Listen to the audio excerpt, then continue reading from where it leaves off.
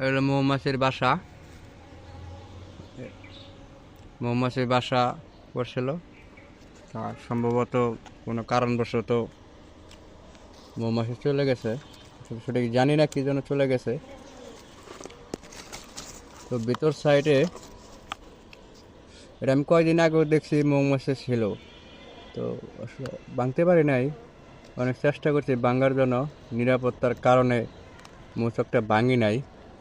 তো আজকে আইসা দেখি মৌমাছি সব চলে গেছে। এই যে ভিতরে আরো মৌচাক ছিল,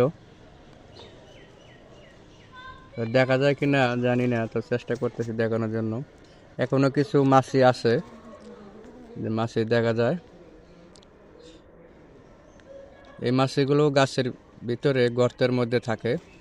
সম্ভবত রানী চলে গেছে, এই কারণে মৌমাছিও চলে গেছে। যা আছে এগুলো হয়তো আস্তে আস্তে ধীরে ধীরে মারা যাবে।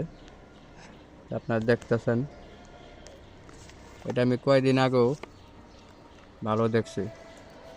এই যে মৌমাছির চাক, অল্প কিছু গুটি কয়েক কিছু মৌমাছি আছে।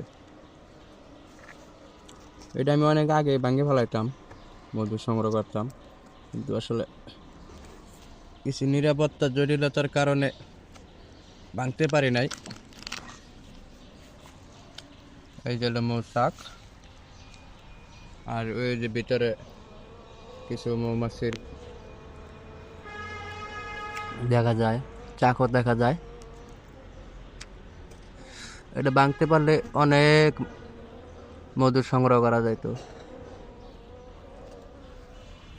এই যে বাকি চাকটুকু।